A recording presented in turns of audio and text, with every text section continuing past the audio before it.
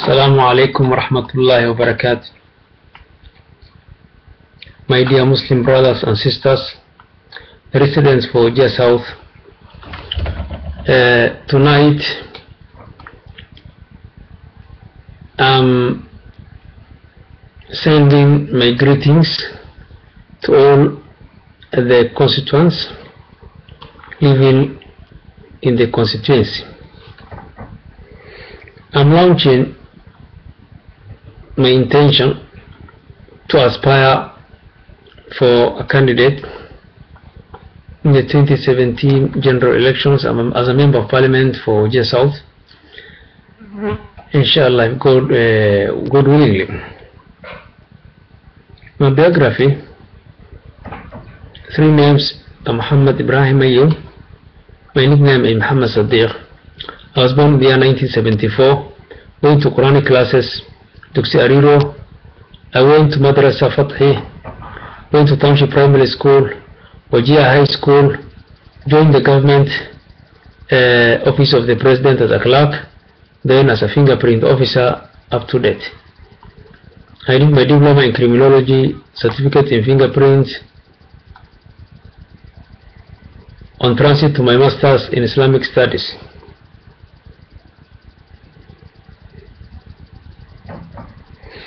I worked as a clerical officer for 5 years, a fingerprint officer for 16 years. Both worked here in Nairobi. I worked for the Department of Refugees at Dadaab. Much of these were issuance of identity card and refugee cards. I carry da'wah activities in preaching the name of Allah, the da'watul Islam, both in schools and the public and in the masajids. Fundraising for masajid and madrasas and duksis. So I'm doing my mission. The first thing is to lift the condition of Wajir South from where it is to where it's been expected by every constituent residing in the constituency. I will be able to secure security in the area by working closely with the government, the international community,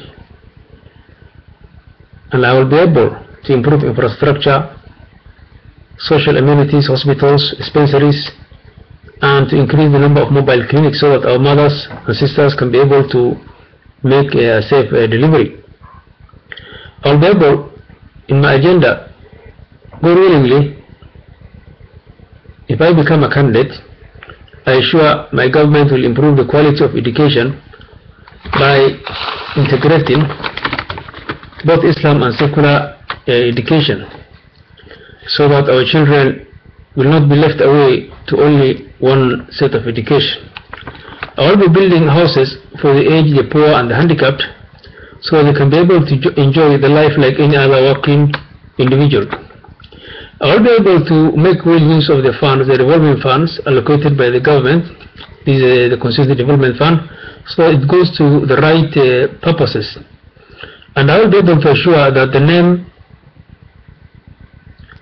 of the constituency will not be able to appear in the anti-corruption ethics and anti-corruption list, and be able to surprise the government and also the Muslim community and all the constituents much progresses in fractions of years. I will be creating harmony between all the communities, for those who have voted for me or voted against me. I will be able to create jobs for all the youth, regardless of those who voted for me or not, or regardless of race, color, or religion.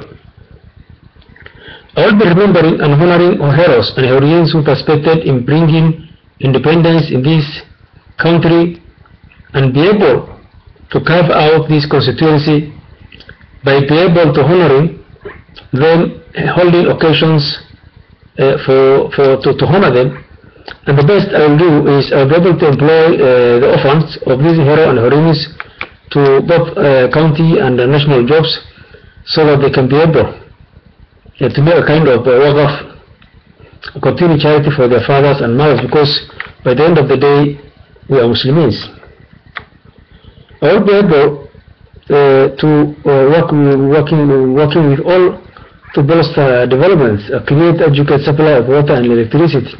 You very well know that majority of our constituencies, majority of our locations are very far away from major towns which have access to electrification.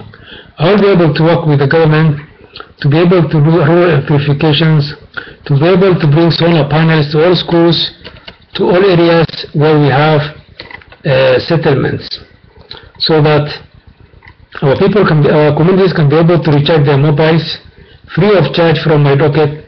They can be able, students can be able to have access to solar panels with very high watt, so that they can be able to charge their laptops and also lights.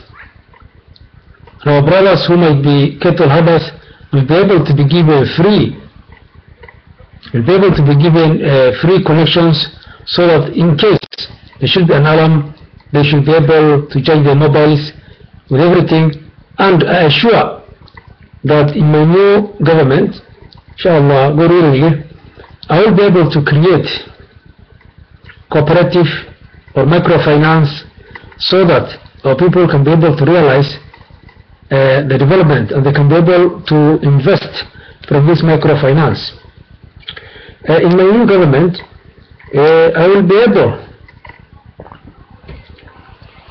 able to make sure that, since we are community guided by Islam, we make sure that the rights of the Muslims are protected, the Muslims, and also the Christians who are living with us as a community will also be able to be protected as any other constituency residing in my constituency. I will be able to avoid any external threat from any other constituency or any other invaders. In fact, I roughly heard that there was the issue of the resources being exploited at by Gawasco at Udole. In fact, Rajia South, Wahanishia Udole, Wamesha Urte Kudalatay, though now we settle in South Sea and our southern Hogan. We very well know that majority of us are all level students, and we very well know the issue of the geology or physical, or small knowledge of physical geography. But sometimes because of drought, we have experienced, a long-term drought. Normally the water level goes down, and the majority of the constituencies, there are very many and in need of the resource. So if we ever exploit it, and then we are sure we'll be able to lose it. In fact, I have not had any much clue about it, but I will be able to tackle that issue and issues similar to it. I assure that I will be able to work with the with the county governments, our neighbor county neighbors, our sister counties in the other counties in the Republic, and also the international community, so that we can be able to move very far and see that we have made changes in in a fracture of or in a fraction of years. With that, I will not be able to forget that our children will be able also to be much protected. By this I mean that they will be able to be also children welfare funds, so that a parent will not be able to have any problem in taking their children to a private school, and from my docket I will be able to pay that money, God willingly. And with that I say Assalamu alaikum wa rahmatullahi wa barakatuh. And it is very night time. I put aside my classes. For those who would like to share, I'm sure there will be much comment.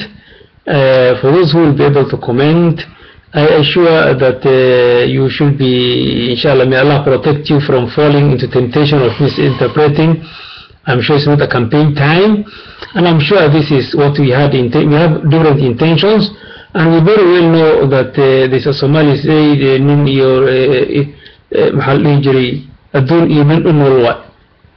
is the world and one who lives to be able to find such a day and such time. May Allah give us long life, inshallah. Wassalamu alaikum wa rahmatullahi wa barakatuh.